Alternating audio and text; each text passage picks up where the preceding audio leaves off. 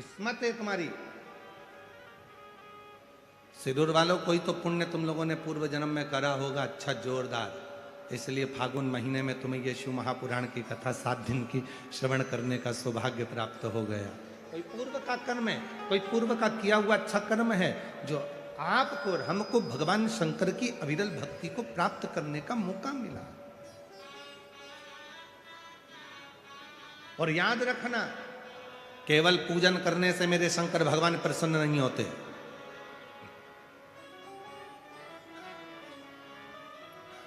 केवल विधि और विधान से मेरे शंकर भगवान कभी प्रसन्न नहीं होते। केवल व्रत रख लेने से मेरे शंकर भगवान कभी प्रसन्न नहीं होते। केवल साधना में डूब कर बैठ जाने से मेरे शंकर भगवान प्रसन्न नहीं होते। केवल तपस्या कर लेने से मेरे शंकर भगवान प्रसन्न नहीं होते। किसी नदी, बावड़ी, तालाब के किनारे पर बैठ जाने से मेरे शंकर भगवान प्रसन्न नहीं होते। मेरे शंकर भगवान प्रसन्न तब होते हैं जब किसी गरीब के दुख में तुम सामने खड़े हो और किसी की तकलीफ में तुम कदम बढ़ाकर आगे बढ़े हो तो शिव तुम्हारे साथ। जिन बच्चों को शिक्षा की जरूरत है उन्हें शिक्षा दीजिए। जो पढ़ना चाहते हैं, विद्याध्ययन करना चाहते हैं, उनको शिक्षा दो। जिनको चिकित्सा की जरूरत है उनको चिकित्सा प्रदान करिए।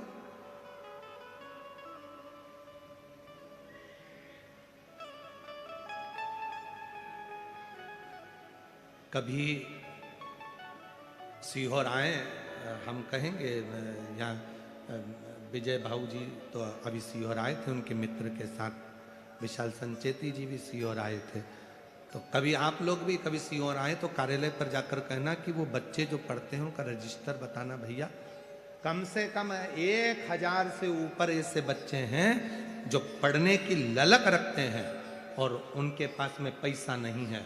वो जिस स्कूल में, जिस कॉलेज में पढ़ते हैं, आप जो दान देते हो उससे विठले सेवा समिति उन बच्चों को अपने अपने कॉलेज और स्कूल में पढ़ाती है।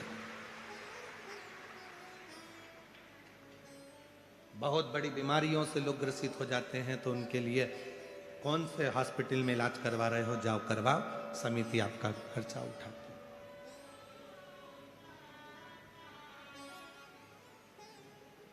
केवल शिव महापुराण कथा सुन ली वो मूल नहीं। शिव पुराण के तत्व को मेरे शंकर भगवान क्या है? महामृत्युंजय। महामृत्युंजय का मतलब वो है, लोग कहते हैं महामृत्युंजय का जाप कब कराना चाहिए? व्यक्ति को मर रहा है तो मृत्यु को जीतने के लिए महामृत्युंजय का जप करना चाहिए। शिव पुराण ये नहीं कहती कि मौत को जीतने के लिए शिव महापुराण का जप करना चाहिए, बल्कि शिव पुराण कहती है महामृत्युंजय का जाप मरने वाले व्यक्ति के जीवन में, जब वो एक्सीडेंट हो गया, बीमार हो गया, तकलीफ में हो गया, कष्ट में हो गया, तो महामृत्युंजय का जाप क्यों कराया जाता है? जिससे उसे मौत से भय ना लगे, वो मौत से सामना कर ले और उसे सामने शिव नजर आने लगे, तो महामृत्युंजय जप का अनुष्ठान का फल है।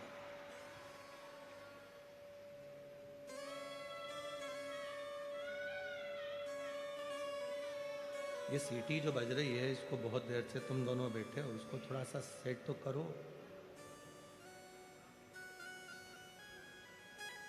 महामृत्युंजय का अनुष्ठान, महामृत्युंजय केवल मौत से नहीं बचाता, महामृत्युंजय का अनुष्ठान हमें काल के भय से मुक्त कराता।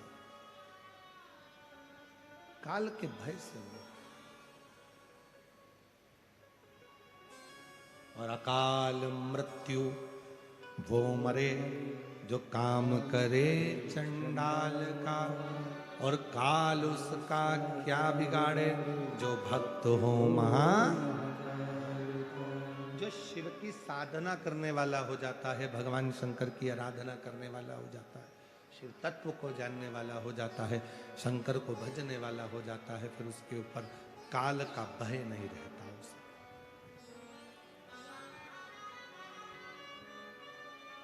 फिर उसे काल का भय नहीं है।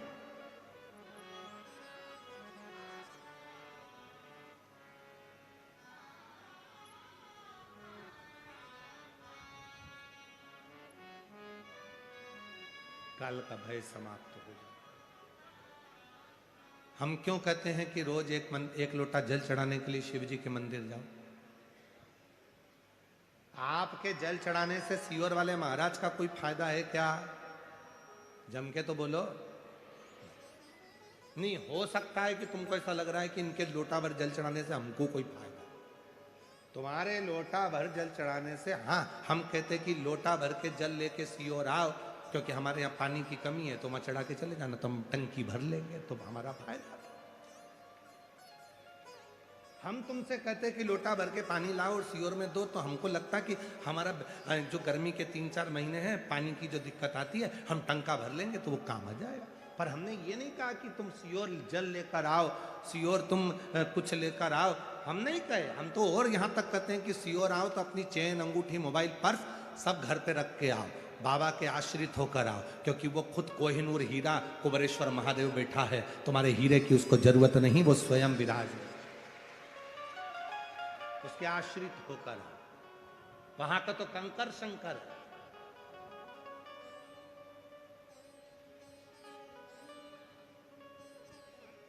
तुम्हारे एक लोटा जल चढ़ाने से सीहोर वाले महाराज का कोई फायदा नहीं है। फायदा किसका है? तुम्हारा।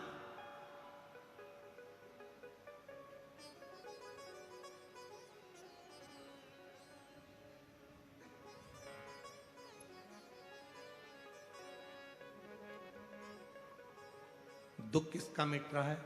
तुम्हारा। तकलीफ किसकी मिट रही है? तुम्हारी। परेशानियां किसकी मिट रही है? तुम्हारी। कष्ट किसका मिट रहा है? तुम्हारा। और अभी भी जितने इस पंडालों में बैठकर शिव महापुराण की कथा को सुन रहे हैं, और जितने आस्था चैनल पर, टीवी पर बैठकर कथा सुन रहे हैं, और सोशल मीडिया पर जितने शिव भक्त कथा सुन रहे हैं, आप टीवी चालू कर कर, रिमोट अपने हाथ में लेकर आराम से अगर शिव महापुराण की कथा को श्रवण कर रहे हो, तो यह भी निश्चित है कि इसमें लाभ तुम्हारा होगा। 3 महीने में मेरा बाबा तुम्हारी गोदी में कुछ ना कुछ लाकर जरूर। इसमें सीहोर वाले बाबा का कोई फायदा नहीं है।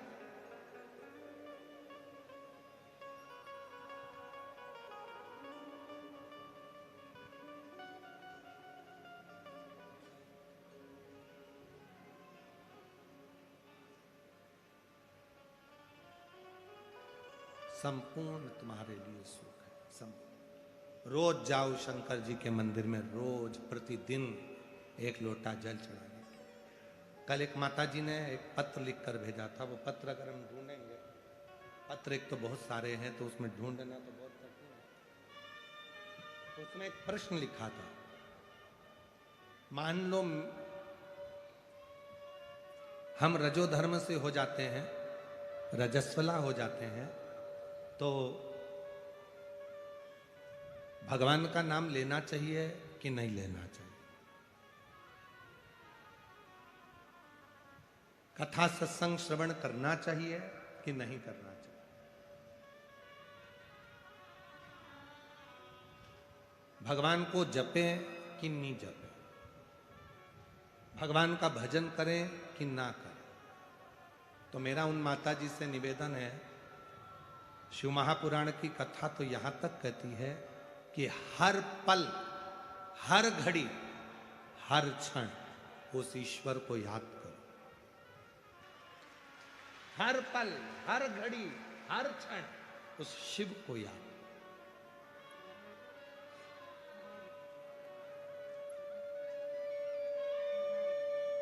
उस परमात्मा को याद करो। अब तुम कह रही हो कि रजस्वला धर्म आ जाएगा, तो हम भगवान को याद करें कि ना करें, हम भगवान का भजन करें कि ना करें, हम भगवान का स्मरण करें कि ना करें, और तुम स्मरण नहीं करें और रजो धर्म के समय पर ही निपट गए, तो अब भगवान का नाम तो लिया ही नहीं, भजन तो किया ही नहीं, स्मरण तो किया ही नहीं, मालूम पड़ा और नरक का भोग भोगने को मिल गया। द्रौपदी रजस्वला थी, केश पकड़कर खींचकर, बाल धोकर द्रौपदी बाहर आई थी, और दुशासन उसका केस खींचकर लेकर आ गया और भरी सभा में लाकर खड़ा कर दिया।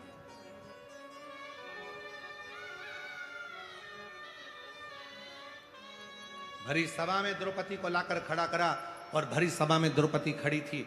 द्रौपदी सोचती रही मैं रजस्व लाऊं, कैसे भगवान को बुलाऊं, ये दुशासन मेरा चीर खींच रहा है, दुर्योधन मेरा चीर खींच रहा है, ये कौरव मेरा चीर खींच रहा है, मैं नग्न होती चली जा रही हूं, मेरा शरीर पूरा नग्न होता जा रहा है, मैं भगवान को बुलाऊं कि नहीं बुलाऊं, मैं रजस्व लाऊं, मेरा रजो धर्म, मैं परमात्मा को बुलाऊं कि ना बुलाऊं।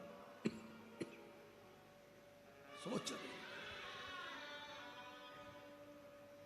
आखिरी में उसने सोच लिया कि भले मैं रजो धर्म में हूं, पर उस परमात्मा को तो याद कर सकती हूं, और याद करूंगी तो वह परमात्मा मेरे ऊपर कृपा तो करेगा। और उस द्रौपदी ने रजस्वला धर्म में भी उस भगवान कृष्ण को याद किया, और भगवान ने उसके रजस्वला धर्म पर ही उसका चीर बढ़ाना प्रारंभ किया। याद करो, परमात्मा का भजन करो, स्मरण करो, कीर्तन करो, मंत्र जाप करो, नाम जाप करो, नाम स्मरण करो, बार बार भगवान का भजन करो। तुम कैसे भी हो, कैसी भी अवस्था में हो, उस परमात्मा को याद करने में देरी नहीं होना चाहिए, उस परमात्मा को भजने में देरी नहीं होना चाहिए। वो एक याद करो, एक कोई फिल्म का गीत था, उसकी चोटी ऐसी थी, ऐसी चोटी थी उसकी, भला है बुरा है जैसा भी है मेरा पति, वो ऐसी चोटी उसकी थी। तो उसमें बोल रही कि भला है बुरा है जैसा भी है मेरा पति मेरा देवता है। उसी तरह मेरे शिव भी कहते हैं, अच्छा है बुरा है कैसा भी है, मेरा भक्त, मेरा गण, मेरा अपना है, मेरा अपना। वो नहीं देखता कि तुम क्या, वो चोर चोरी करने के लिए गया, शंकर जी के मंदिर पे जलाधारी थी, उसने सोचा चुराऊंगा कैसे, ऊपर की जलाधारी को निकालना है, टेबल नहीं है, कुर्सी नहीं है, स्टूल नहीं है, निसैनी नहीं है, शंकर जी के शिवलिंग पर चढ़ गया, मांग तुझे क्या चाहिए। उसने कहा तुम कौन, शंकर भगवान, आज तक नहीं आया, तो क्या आज तक चढ़ा भी तो नहीं था, अभी तक धतूरा चढ़ाया था, बेलपत्र चढ़ाई थी, पानी चढ़ाया था, चावल चढ़ाया था, आज तो पूरा ही चढ़ गया, इससे बढ़कर सुख क्या, मांग ले।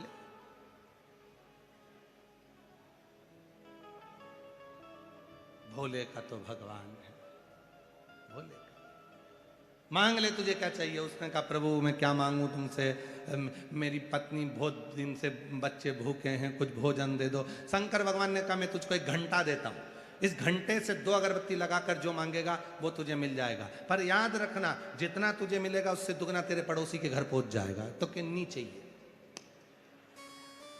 चाहिए ही नहीं, इतनी मेहनत हमने करी और भंडारा तुम पड़ोसी का भर रहे हो, हमें नहीं चाहिए। भगवान बोले नहीं, लेके तो जाना पड़ेगा। घंटा दे दिया भगवान ने, घंटा ले गया, अपनी पत्नी से कहा इसको तिजोरी में बंद कर दे, निकालना मत ही। पत्नी ने पूछा हुआ क्या, कि इससे जो भी मांगेगी वो अपने घर में आएगा, पर दुगना पड़ोसी के यहाँ पहुंच जाएगा। इतने में पत्नी बोली आग लग जाए, लाए काय को, वापिस ले जाओ, वापिस ले जाओ इसको।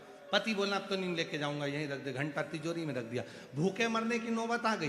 पत्नी बड़ी चतुर थी, उसने कहा घंटे को निकाल, 2 अगरबत्ती लगाई। घंटा महाराज 20 तरह का भोजन आ जाए, और जो पड़ोसी के यहाँ झांक कर देखा तो 40 तरह का रखा था। पत्नी ने सोचा बड़ा बेकार काम करा है ये घंटे ने, तो हालत खराब कर दी है, पर कुछ भी हो जाए इस घंटे को तो मैं प्रयोग करके रहूंगी। पत्नी बड़ी चतुर थी, उसने फिर 2 अगरबत्ती लगाई है। घंटा महाराज हमारे घर में एक कुआं खुद जाए, पड़ोसी के छोटे से घर में 2 खुद गए। अब बोली है घंटा महाराज हम दोनों पति पत्नी की एक चली जाए, एक आंख चली जाए। अब बेचारे की पड़ोसी की तो 2 ही चली गई, और गई तो गई, वो दोनों अंधे बेचारे दोनों पानी में डूब के मर गए। अब भगवान से कह रही हमारी वापिस आ जाए, तो अब तो वो ऊपर चले गए, तो उनकी क्या ऊपर आएगी। बहुत चतुर।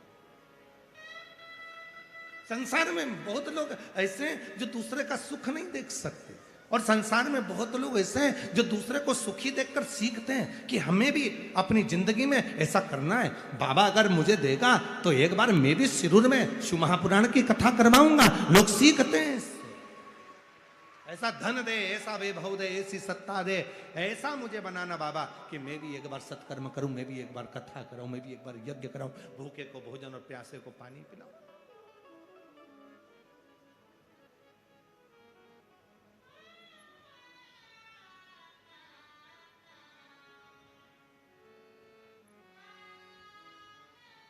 उस परमात्मा का एक भाव, वो बहुत भोला है, उसको कुछ चीज की जरूरत नहीं है।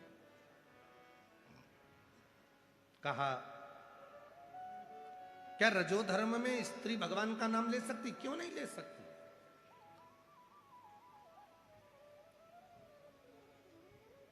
जपो, भगवान को याद करो, भजन करो, कीर्तन करो, नाम जाप करो। कौन मना कर रहा है? जपो।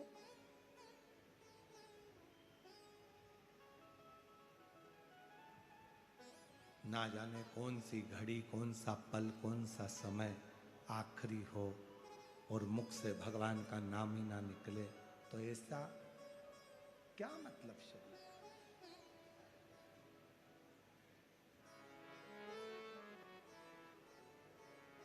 ऐसे दयालु नाथ से रिश्ता बनाइए, ऐसे दयालु नाथ से रिश्ता बनाइए, मिलता रहेगा आपको जो कुछ भी चाहिए, मिलता रहेगा आपको जो कुछ भी चाहिए, ऐसा करिश्मा होगा जो हुआ कभी नहीं, ऐसा करिश्मा होगा जो हुआ कभी नहीं। मांगा है भोलेनाथ नाथ से वरदान एक ही, सब बोलो, मांगा है भोलेनाथ से वरदान एक ही, तेरी कृपा बनी रहे जब तक है जिंदगी, तेरी कृपा बनी रहे जब तक है जिंदगी, मांगा है भोलेनाथ से वरदान, एक ही, मांगा है भोलेनाथ से वरदान एक ही, तेरी दया बनी रहे जब तक है जिंदगी, तेरी दया बनी रहे जब तक है जिंदगी, मांगा है भोलेनाथ से वरदान, एक ही, मांगा है भोलेनाथ से वरदान एक ही, सिर्फ केवल एक वर मांगिए कि तेरी कृपा चाहिए, तेरी करुणा चाहिए, तेरी उदारता चाहिए, इससे ज्यादा कुछ नहीं चाहिए। गंदा शरीर हो जाता है, मन गंदा मत होने दो। शरीर गंदा हुआ, गंदा शरीर हो जाता है, मन गंदा मत होने दो। शरीर गंदा हुआ चलेगा, पर मन गंदा मत हो।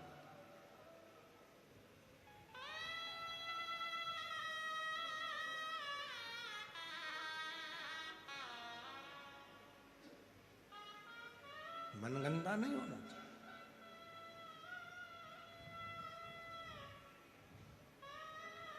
जब भगवान देवाधिदेव महादेव का मंगल विवाह हुआ पार्वती जी के साथ में,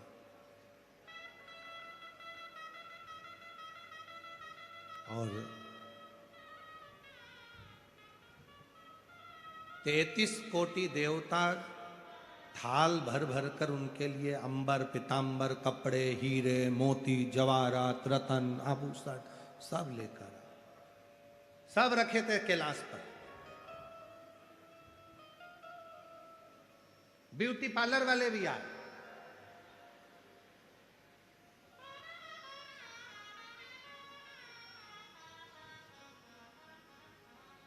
जहां हम ठहरे हैं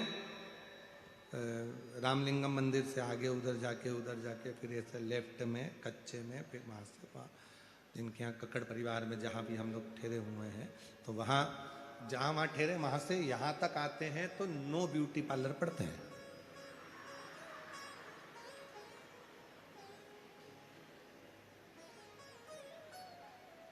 नो बाहर है और एक ये 10 बार, ये भी ब्यूटी पार्लर।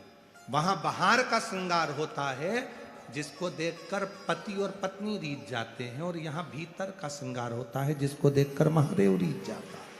पार्लर ये भी है, वो भी पार्लर और पार्लर ये भी है। वहां बाहर का श्रृंगार होगा या अंदर का श्रृंगार होगा, आत्मा का श्रृंगार।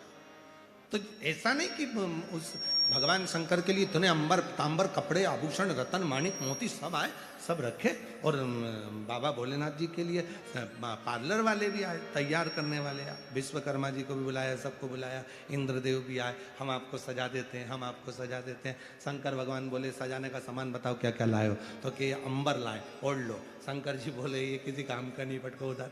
पीताम्बर लाए, ये भी किसी काम का नहीं, पटको उधर। हीरे रतन जवाहरत माणिक मोती सोना चांदी, इतने में भगवान शंकर ने अपने गणों से कहा भूत प्रेत से जरा देखना इसमें कुछ अच्छा हो तो पहना के देखो। इतने में जितने भूत प्रेत थे उन्हें पहन पहन के देख लिया, सब तोड़ तोड़ा के धर दिया, एक भी काम का नहीं।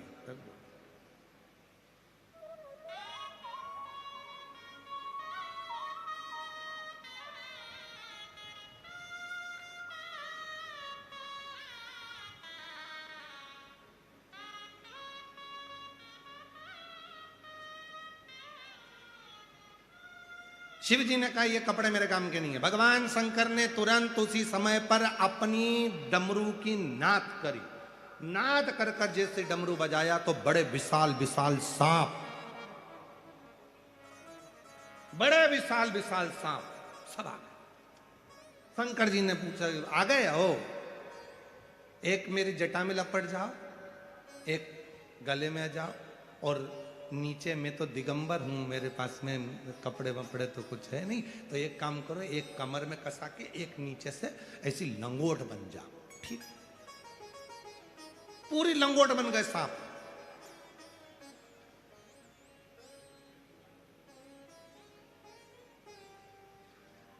और दिगंबरा दिगंबरा पाद वल्लभ दिगंबरा दिगंबरा दिगंबरा पाद वल्लभ।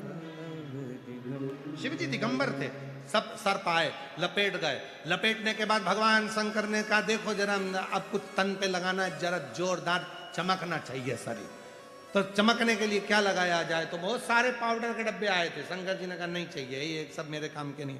भोलेनाथ जी कहे ये मेरे काम के नहीं। शंकर जी गए सीधे दौड़कर शमशान में,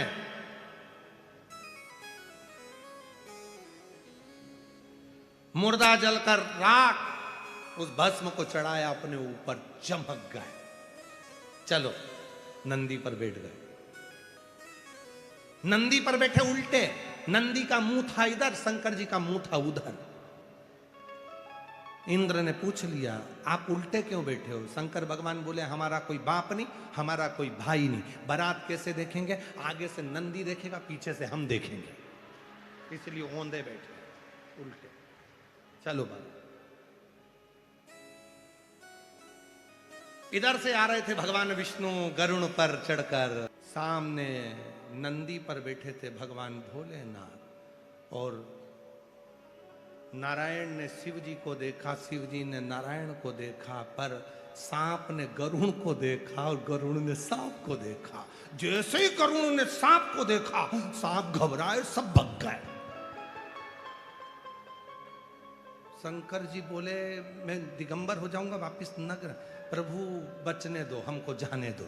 शंकर जी पूरे दिगंबरा दिगंबरा श्रीपाद वल्लभ दिगंबरा दिगंबरा दिगंबरा पाद वल्लभ दिगंबरा दिगंबरा दिगंबरा पाद वल्लभ दिगंबरा पाद वल्लभ दिगंबरा स्वामी समर्था दिगंबरा पाद वल्लभ दिगंबरा स्वामी समर्था दिगंबरा दिगंबरा दिगंबरा पाद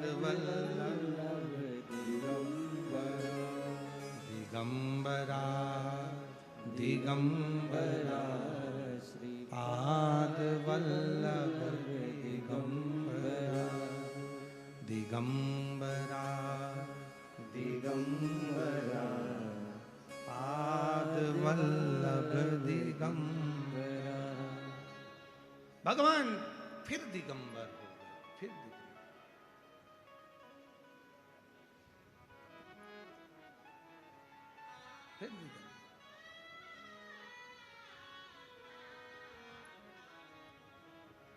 श्री दत्ता दिगंबरा पाद वल्लभ दिगंबरा श्री दत्ता दिगंबरा पाद वल्लभ दिगंबरा श्री दत्ता दिगंबरा पाद वल्लभ दिगंबरा श्री दत्ता दिगंबरा पाद वल्लभ दिगंबरा।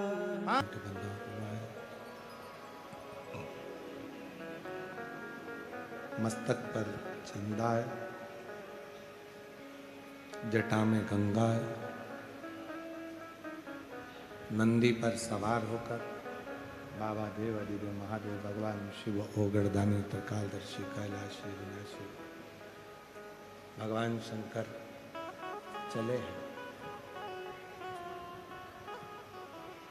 शिव शक्ति को लेने के लिए जा रहे हैं।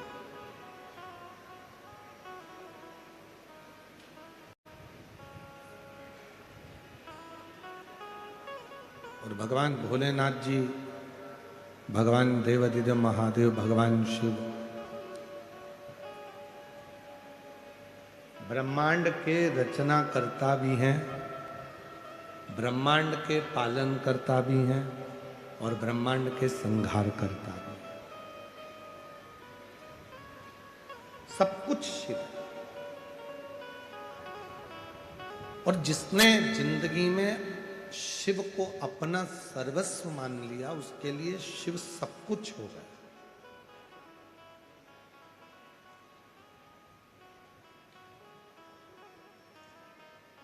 वीर लिंगायत शिव संप्रदाय में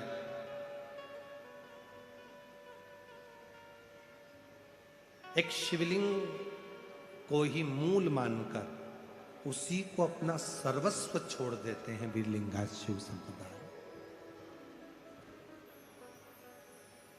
गले में भी अगर कुछ होगा तो वो शिवलिंग ही हो, साधना भी होगी तो वो शिवलिंग से ही हो। शिव के बिना सब शून्य मानते हैं। और जिसने अपना सर्वस्व भगवान शंकर को दे दिया, उसकी जिंदगी सार्थक हो गई। सार्थक, सर्वस्व छोड़ दो। एक पत्र ये अच्छा है, पत्र तो सभी अच्छे हैं, पर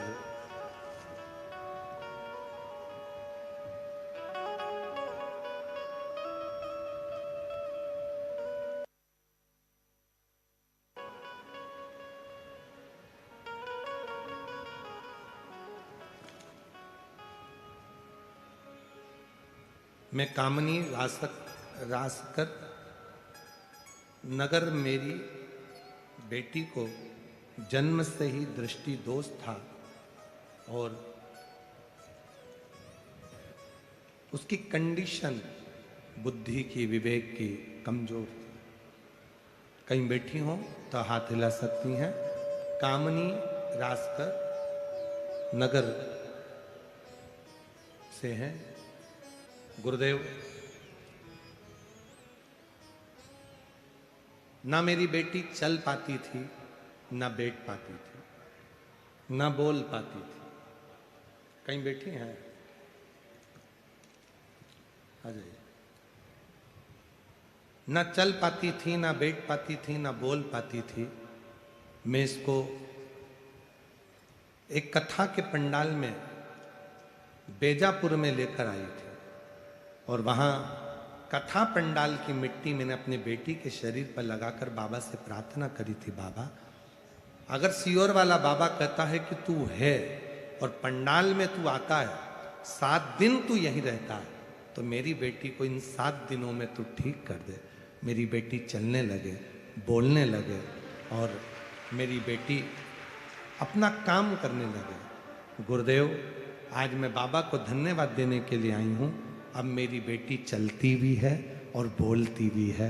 जो पलंग पर पड़ी रहती थी, हिल नहीं सकती थी, गंदगी भी पलंग पर करती थी, उसको उठाना पड़ता था, बिठाना पड़ता था, आज मेरी बेटी बोलती भी है और चलती भी है। बाबा, ना जाने मेरे परिवार पर आपने कौन सी खुशी ना दी हो, आज मेरी बेटी अगर चलने लगी और बोलने लगी तो ये मेरी जिंदगी की सबसे बड़ी खुशी है। सबसे बड़ी। पलंग पर पड़ी रहती थी, बोलती नहीं थी, चलती नहीं थी, स्मरण नहीं करती थी, आज वो चलती भी है। और जो जैसी भावना लाया वो वैसा ही फल पाया, नहीं खाली उसे लौटाया, वो मन ही मन हर्षाया, कर दिया माना चला कर थोड़ा थोड़ा चला कर। शिवाले ने लुटा दिया जोरदार ताली बजाइए। साधुता। लुटा दिया भंडार का शिवाले ने, कर दिया माला का शिवाले, कर दिया माला मान का शिवाले ने, कर दिया माला मान का शिवाले ने, लुटा दिया भंडार का शिवाले ने। पलंग पर पड़ी रहती थी, न चल पाती थी, न बोल पाती थी, आज बाबा की कृपा से चल भी रही है और बोल भी रही है।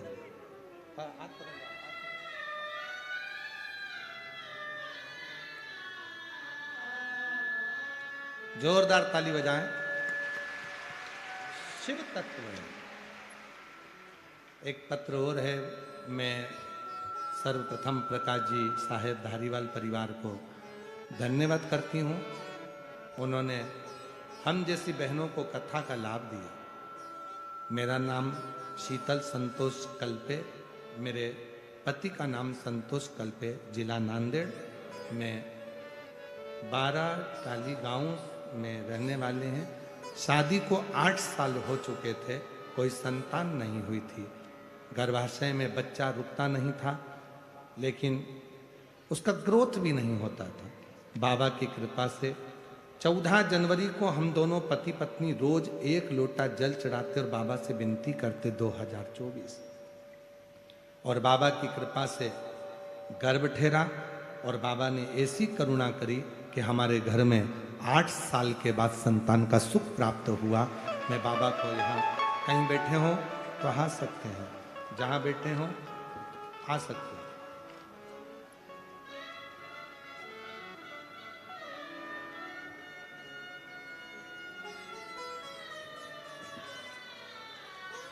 मैं कामनी रासकर, ये पत्र हो गया।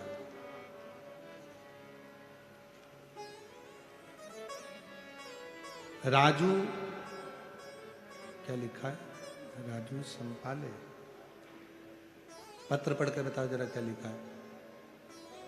राजू संपाले, राजू संपाले पुणे से, राजू संपाले पुणे से।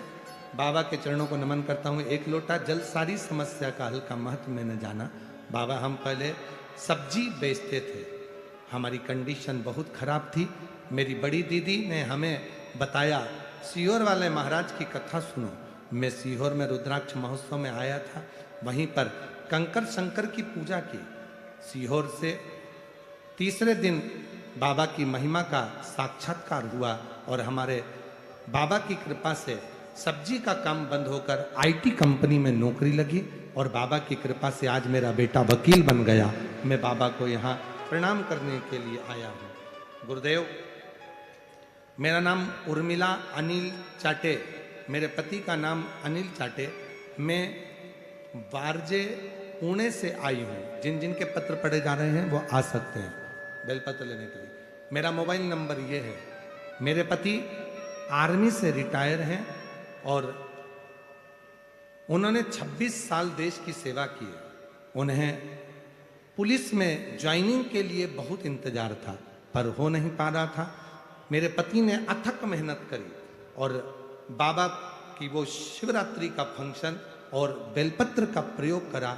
आज बाबा की कृपा से मेरे पति का 20 जनवरी 2026 को मुंबई पुलिस में सिलेक्शन हो गया। मैं बाबा को यहाँ प्रणाम करने के लिए आई हूँ। चंद्रकला पांडुरंग, पांडुरंग खलदे, आप लोग पढ़ लो जरा जो लिखा है। हम सही पढ़े हैं क्या?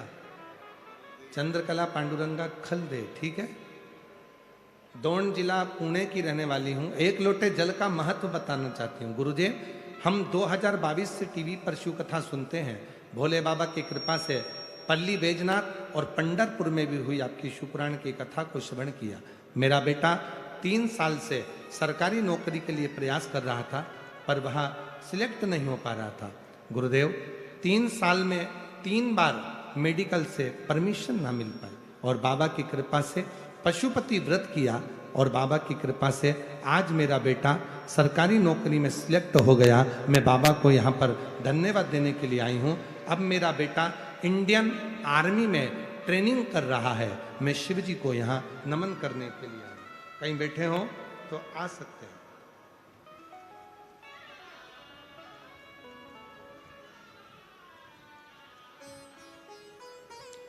जो जैसी भावना लाया वो वैसा ही फल पाया, और नहीं खाली उसे लौटाया वो मन ही मन हर्षाया, और कर दिया माला माल काशी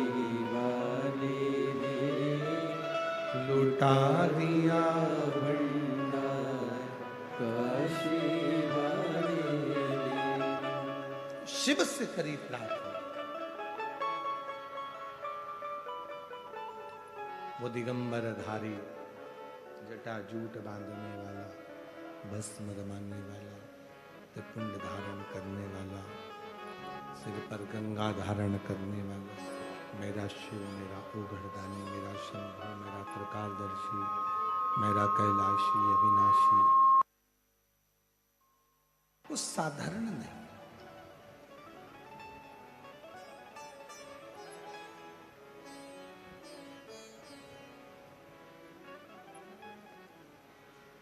पहुंच गए हिमालय राज की नगरी में।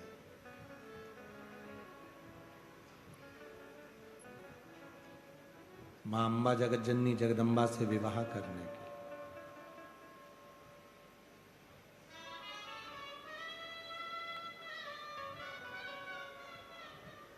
एक स्त्री का कितना आदर होना चाहिए ये शिव महापुराण की कथा को पढ़कर देखिए। एक स्त्री का कितना सम्मान होना चाहिए ये शंकर जी के मंदिर में जाकर देखिए। एक स्त्री के कितना आदर होना चाहिए, सम्मान होना चाहिए, सत्कार होना चाहिए, ये शिव महापुराण कथा में देखिए। शंकर जी के मंदिर में जाकर देखिए। शंकर जी के मंदिर में पहुंच गए, भगवान शंकर के मंदिर में जाकर जब आप देखेंगे, धारण करेंगे तो शंभो शंभो शंभो शंभो शंभो शंभो शंभो। सही चला लो उसको, थोड़ा बहुत हो जाए। भावना लाया वो 8 वर्ष के बाद हुआ। एक बार जोरदार ताली बजाकर।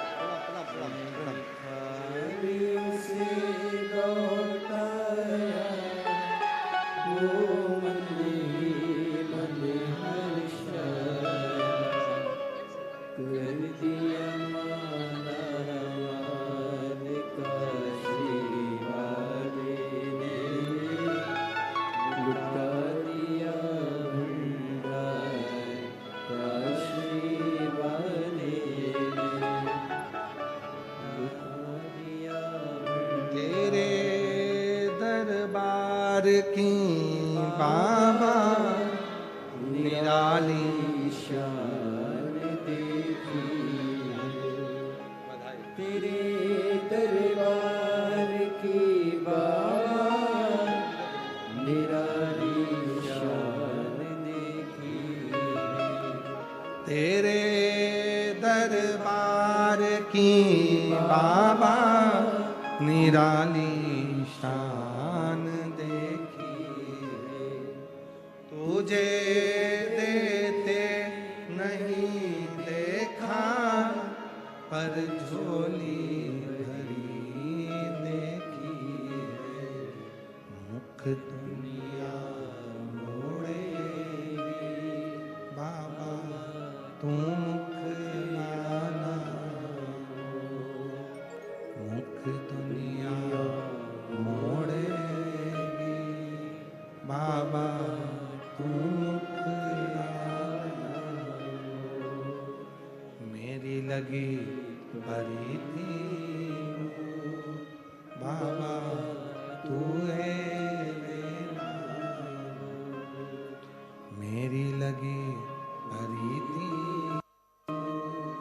बाबा तू है मेरा। उस शिव से प्रार्थना करो, बाबा से निवेदन करो। शिव कथा कर रही है, भगवान शंकर का चरित्र कर रही है, शिव महापुराण की कथा कर रही है, भगवान शंकर की पवित्र कथा कर रही है।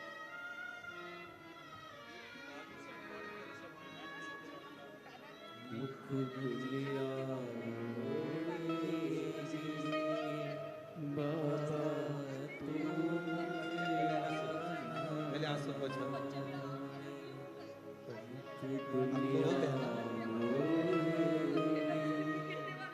बाबा आंसू पोंछो ना। कह रही है दीदी, सब्जी का ठेला लगाते थे तो लोग रिश्तेदार भी नहीं बुलाते थे, संबंध नाते रिश्ते सब ऐसे दूर से हो गए थे, कुछ नहीं था। बाबा पर भरोसा कर एक कथा पंडाल में सुनी, वहां की मिट्टी लेकर चली गई और बाबा से प्रार्थना करी, पति की भी नौकरी लग गई, बेटा वकील हो गया। एक बार जोरदार ताली बजाओ साहब।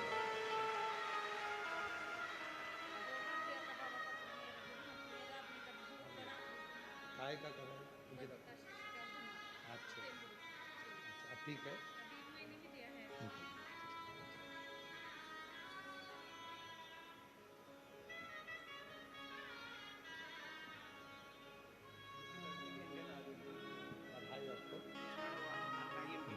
शंभु कृपा करो। बेटे का इंडियन आर्मी में हुआ है, एक बार जोरदार ताली बजाकर साधुवाद करिए।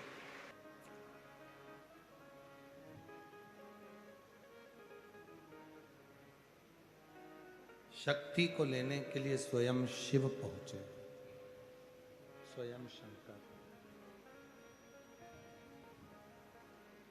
एक नारी का आदर कितना होना चाहिए, एक नारी का सम्मान कितना होना चाहिए, एक नारी के सत्कार कितना होना चाहिए, शंकर जी के भगवान की मंदिर, शिव जी की कथा, शंकर जी का शिव पुराण और शिव मंदिर देवालय शिवालय बताता है हमको।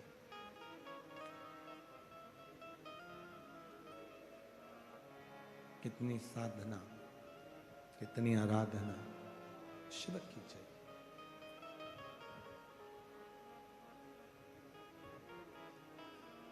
आज दुनिया के लोग नारी को समझ नहीं पाते, स्त्री को जान नहीं पाते। कई लोग तो स्त्री को केवल एक समझते हैं कि हमारे काम करने वाला कोई एक सदस्य हमारे घर में है, बस उतना ही सम्मान देते हैं। और यदि देखना है तो शिव मंदिर में जाकर देखिए कि नारी का आदर कितना। भगवान नारायण, माता लक्ष्मी उनके चरणों में रहती है। ब्रह्मा जी के साथ में ब्रह्माणी उनके पास में रहती है, पर केवल एक देवता भगवान शंकर के साथ।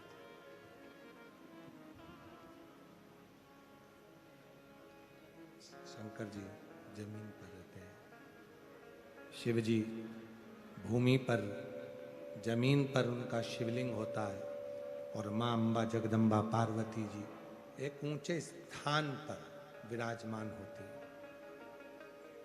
ऊंचे स्थान पर।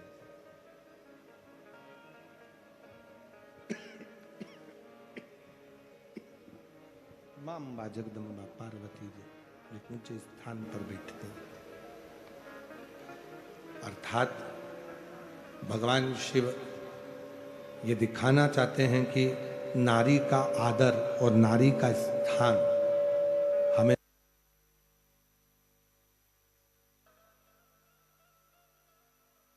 33 कोटि देवता में केवल एक भगवान शंकर, केवल शंकर भगवान एक ऐसे हैं। देवादिदेव महादेव केवल ऐसे हैं, शंभु शंभु शंभु शंभु शंभु शंभु शंभु।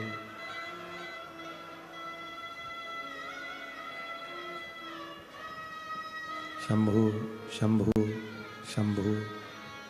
33 कोटि देवताओं में केवल देव अधिदेव महादेव केवल एक ऐसे हैं।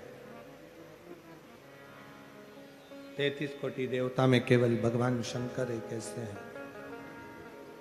जो अपनी अर्धांगिनी को भी ऊंचा स्थान देकर रखते हैं, सीख देते हैं, संपूर्ण जगत को, जनमानस को सीख प्रदान करते हैं कि देखिए एक नारी का सम्मान, एक नारी का आदर कैसा होना चाहिए, सत्कार कैसे होना चाहिए, आदर कैसे होना चाहिए।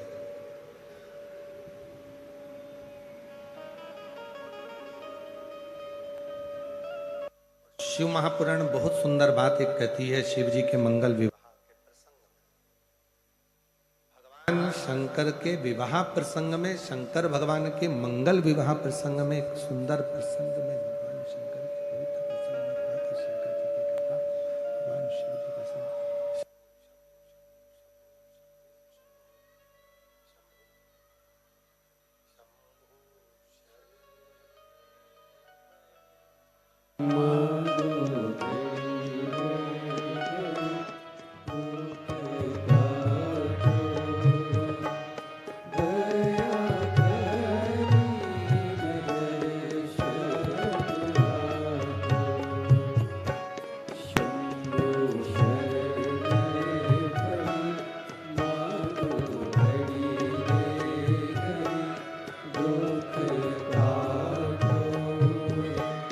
दया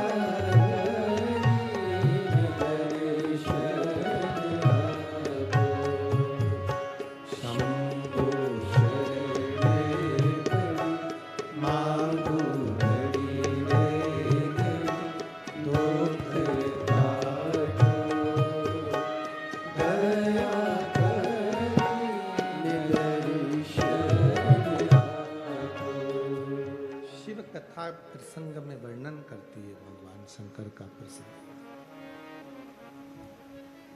जिस घर में, जिस परिवार में स्त्री का, नारी का आदर, सम्मान होता है, शिव महापुराण की कथा कहती है उस घर से लक्ष्मी कभी रूठ कर नहीं जाती है, वहां लक्ष्मी सदा निवास करती है, वहां लक्ष्मी का वास होता है, लक्ष्मी वहां निवास करने लगती है, लक्ष्मी वहां रहती है।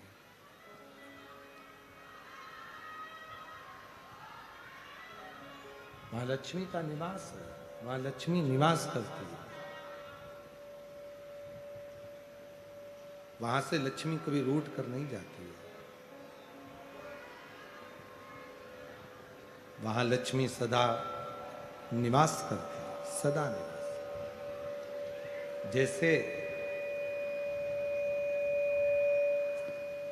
एक मुखी से लेकर 14 मुखी तक रुद्राक्ष का वर्णन शिव महापुराण के अंतर्गत है।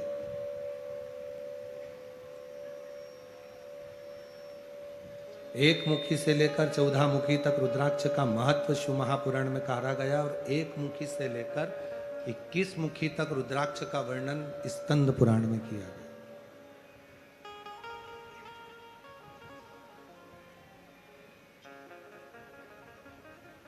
यदि हम शिव महापुराण की बात करें, शिव महापुराण का सुंदर चरित्रों का वर्णन अगर हम श्रवण कर रहे हैं और उसका स्मरण हम कर रहे हैं, तो उसमें एक मुखी से लेकर 14 मुखी तक रुद्राक्षों की महत्वता कही गई।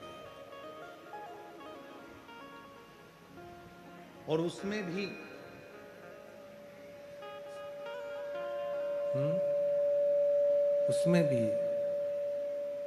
भैया ये पंडाल में आवाज बढ़ाओ ना, पंडाल के लोगों को आवाज नहीं आ रही है, पंडाल में आवाज बढ़ाइए। है रुपेश, पंडाल में आवाज बढ़ा।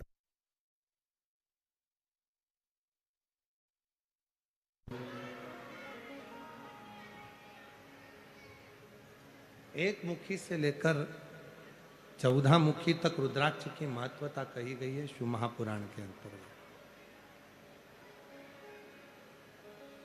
और एक मुखी से लेकर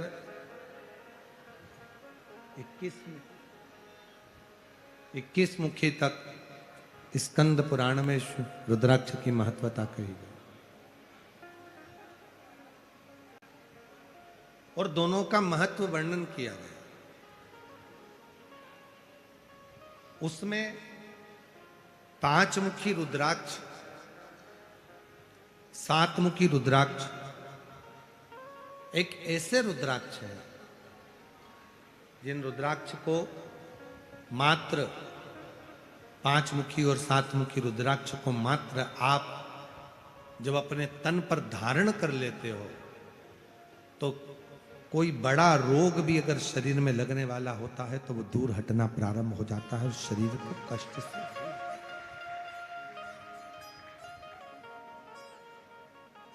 पंचानंद रूपी 5 मुखी रुद्राक्ष जो पंचानंद रूपी है, 5 मुखी रुद्राक्ष जो पंचामुख,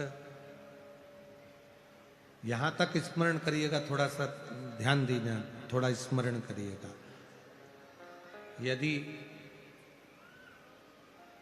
आवाज नहीं आ रही है, पंडाल की आवाज खोलो, नीचे पंडाल में आवाज बढ़ाइए। वर्णन एक बड़ा सुंदर भाव कहा गया। यदि मान लो शरीर में कोई गांठ पड़ गई, डॉक्टर ने कह दिया ये गांठ गल नहीं रही है, दवाइयां ले रहे हो, औषधियां ले रहे हो, और हमने पहले भी कथा में कहा कि डॉक्टर शंकर का एक रूप होता है, डॉक्टर शिव का एक रूप है। शिव महापुराण की कथा डॉक्टर को शिव मानती है, डॉक्टर को शंकर का एक स्वरूप मानती है। और मान लो शरीर में कोई गांठ आ गई, कोई गठान शरीर के अंदर आ गई और वो गल नहीं रही, या रजो धर्म से जुड़ी हुई कोई प्रॉब्लम खड़ी हो जाती है।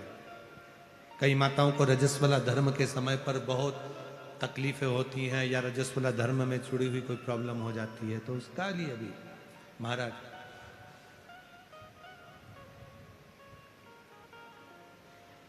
गांठ को गलाने के लिए एक दुर्वा रुद्राक्ष तांबे के कलश में गला दिया जाता है। अगर सीहोर का रुद्राक्ष यदि आपके पास में है तो उसको तांबे के कलश में गलाकर, और उस जल को यदि किसी के शरीर में गांठ है और अगर वो थोड़ा थोड़ा आचमन कर कर रोज 1 चम्मच मात्र प्रतिदिन रोज गलाओ, और 1 चम्मच रोज उस दुर्वा और रुद्राक्ष के जल का यदि वह आचमन करे, तो शरीर में जो गांठ होती है वो धीरे धीरे 20 दिन में 22 दिन में गलना प्रारंभ हो जाती है, शरीर की गांठ गलना।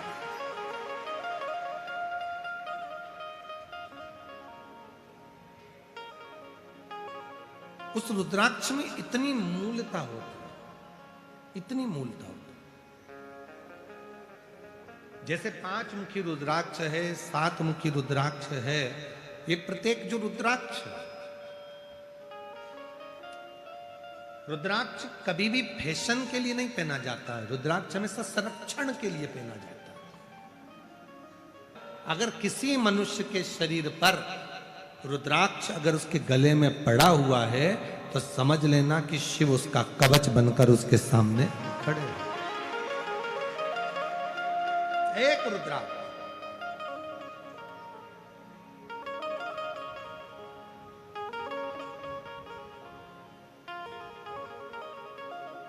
इसलिए सारी दुनिया में, संपूर्ण विश्व में सीहोर के रुद्राक्ष की मूलता रहती है। लोग अभी तो रुद्राक्ष वितरण बंद है मां, जब रुद्राक्ष महोत्सव होता है तो 2 महीने के लिए रुद्राक्ष वितरण बंद कर दिया जाता है। 15 मार्च से रुद्राक्ष वितरण वापिस चालू हो जाएगा, पूरा साल चलता है।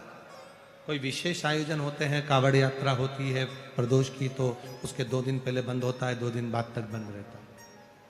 कोई विशेष फंक्शन यदि धाम पर रहते हैं तो रुद्राक्ष को बांटना बंद कर देते हैं, जिससे भीड़ रहती है तो लोगों को तकलीफ ना हो, कष्ट ना हो, उसका स्मरण किया जाता है।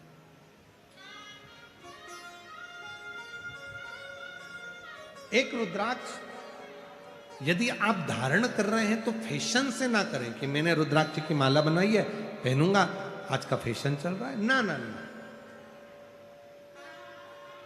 रुद्राक्ष बल देता है, रुद्राक्ष ऊर्जा देता है, और रुद्राक्ष हमें कवच प्रदान करता है। कितना सुंदर कहा गया, यदि प्रातः के समय पर, सुबह के समय पर यदि मात्र रुद्राक्ष को हम अपने सीधे हाथ से गले में पड़े हुए रुद्राक्ष को केवल हाथ में थोड़ी तेजी से उसको पकड़ लेते हैं, तो शरीर में अगर दिन भर में कोई रोग आने वाला भी होता है तो वो रोग कट जाता है, वो रोग समाप्त हो जाता है। उस रुद्राक्ष में इतना बल है, इतना।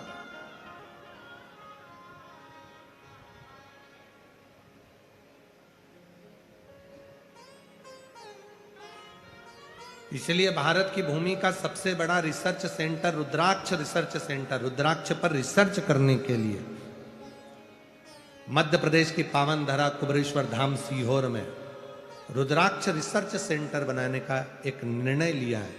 और बाबा ने चाहा तो जल्दी से जल्दी वो रुद्राक्ष रिसर्च सेंटर तैयार होगा। उस रुद्राक्ष के फल से BP, sugar, thyroid, cancer, liver, kidney जैसी बीमारियां जो आज के ज़माने में लोग रुद्राक्ष को, सीहोर के रुद्राक्ष को पानी में डालते हैं, पीते हैं, किडनी लीवर चालू हो जाता है, कैंसर जैसे रोगों पर उसकी विजय हो रही है। तो उस पर रिसर्च करने के लिए एक रिसर्च सेंटर सीहोर में जल्दी से जल्दी बनेगा। और उस रिसर्च सेंटर में रुद्राक्ष की महत्वता कितनी है, रुद्राक्ष की भस्म की महत्वता कितनी है, रुद्राक्ष के जल की महत्वता कितनी है, कौन सा रुद्राक्ष कितना बल प्रदान करता है, और उस रुद्राक्ष से कौन सी बीमारी कंट्रोल करी जाती है, उसका रिसर्च किया। और बहुत जल्दी उसको बनाने का प्रयास चालू रहेगा, बहुत जल्दी उसको बनाएंगे और आप सबका सहयोग मिलेगा तो वो रिसर्च सेंटर पूरे भारत का गौरव बनेगा। रुद्राक्ष रिसर्च सेंटर पूरे भारत, दूर दूर से लोग उस रिसर्च सेंटर को देखने के लिए, समझने के लिए। और उसके लिए हमने एक टीम गठित कर दी है। वो टीम अभी पूरे भारत में भ्रमण कर रही है। उस रिसर्च सेंटर के लिए पूरी टीम बनाई गई है और जो पूरे भारत में भ्रमण कर कर सारे रिसर्च सेंटरों में जा रही है और उससे उसको देख रही है। उस टीम को बड़े से बड़े रोग पर विजय कैसे प्राप्त करी जाए रुद्राक्ष से। कितने पत्र हैं महाराज, अगर हम इन पत्रों को केवल पढ़ें, हम तो थोड़े बहुत पत्र पढ़ते हैं, परंतु इन पत्रों का यदि हम देखें तो नीचे ढेर पड़े हुए पत्र हैं, हम नहीं पढ़ पाते। और कितना भोले बाबा ने दिया, केवल एक रुद्राक्ष, शिव महापुराण की कथा, बेलपत्र, एक लोटा जल, सारी समस्या का हल। केवल इतनी बात से अगर दुनिया के लोगों को लाभ। और फिर निवेदन है, किसी आडंबर में पढ़ने की जरूरत नहीं, किसी ढोंग ढकोसले में पढ़ने की जरूरत नहीं। आज के समय में जितना आडंबर फैल रहा है, यह सारे आडंबर की रोक है। एक लोटा जल, मंदिर जाओ, शिव जी को जल चढ़ाओ। किसी बाबा जोगी के चक्कर में पढ़ने की जरूरत नहीं है, किसी महाराज के चक्कर में पढ़ने की जरूरत नहीं है। अपन खुद बाबा को जल चढ़ाकर बाबा की भक्ति करें। दुनिया में इधर उधर फंसने की जरूरत नहीं। हमको इतना पैसा दो, हम तुम्हारा ये काम कर देंगे, मैं तुमको ऐसी चीज दे दूंगा, धन निकल जाएगा। धन निकल जाता तो बाबा ही काय को बनता। किसी आडंबर में, किसी ढोंग में, किसी ढकोसले में, किसी इधर उधर पाखंड में फंसने की जरूरत नहीं है। केवल एक लोटा जल चढ़ाओ, शंकर जी को रिझाओ, शिव जी पे बेलपत्र चढ़ाओ, एक वृक्ष लगाकर प्रकृति को हरा भरा करो। और वो ही वृक्ष जब बड़ा होगा, उसकी बेलपत्र टूटकर जब शिव जी को चढ़ेगी तो उसका फल आपको मिलना प्रारंभ हो जाएगा। अपने लिए, अपनी अनुकूलता से शिव की साधना, शिव की आराधना करो। केवल एक देवाधिदेव महादेव ऐसे हैं जो संपूर्ण जगत को, संपूर्ण विश्व को कल्याण दे। पत्नी का सम्मान करा। कोई एक देवता बता दो जिन्होंने अपने धर्म पत्नी की पूजन कराई हो, अपने बेटे की पूजन कराई हो, अपने गण की पूजन कराई हो, अपने द्वारपाल की पूजन कराई हो, अपने दरवाजे के चौकीदार की पूजन कराई हो। कोई एक देवता बता दो। और कोई एक देवता बता दो जो अपने भक्त की भी पूजन करा देते हैं। वो केवल एक देव अधिदेव महादेव हैं, जो अपनी धर्म पत्नी पार्वती की भी पूजन कराते हैं, जो अपने बेटे गणेश जी की भी पूजन कराते हैं, जो अपने पुत्र श्री कार्तिकेय की भी पूजन कराते हैं, जो अपने भक्त दरवाजे पर खड़े हुए द्वारपाल की भी पूजन करा देते हैं, जो गले में पड़े हुए सांप की भी पूजन करा देते हैं, जो दरवाजे पर बैठे बेल की नंदी की भी पूजन करा देते हैं, धर्म पत्नी के पास रहने वाले शेर की भी पूजन वो करा देते हैं, और अपने पुत्र के पास रहने वाले चूहे की भी पूजन करा देते हैं, और अपने कार्तिकेय के पास रहने वाले मोर की भी पूजन करा देते हैं। केवल एक देवाधिदेव महादेव ऐसे हैं जो मस्तक पे रखे चंद्रमा की भी पूजन करा देते हैं, और मस्तक पे रखी गंगा की भी पूजन करा देते हैं। वो शिव है। और पूरी 33 कोटि देवता में शंकर भगवान ऐसे हैं जो जिनके तन पर चढ़ी हुई राख की भी पूजन करा देते हैं, और भस्म को भी वैभवशाली बना देते हैं। वो शिव है, वो शिव है। चपटी भभूत में है खजाना, वो शिव है। और भगवान शंकर की कथा कहती है, केवल यहीं तक शिव नहीं, जो शंकर भगवान का भजन करता है, शिव का स्मरण करता है, शंकर को अपना मान लेता है, एक लोटा जल चढ़ाना प्रारंभ कर देता है, शिव के मंदिर जाना चालू कर देता है, शिव कथा में जिसका मन लगना प्रारंभ हो जाता है, और जो शंकर का पूर्ण विश्वास के साथ समर्पित हो जाता है, एक दिन ऐसा आता है कि शिव उसको उस मंजिल तक पहुंचा देते हैं कि उसकी भी पूजन कराना प्रारंभ कर देते।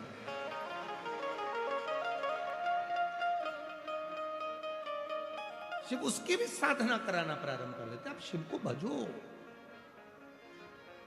शंकर को जानो।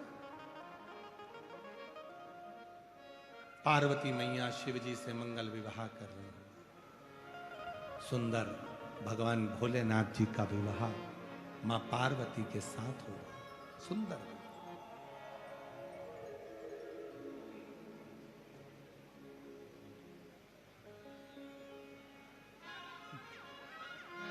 भोजन की तैयारी हो गई।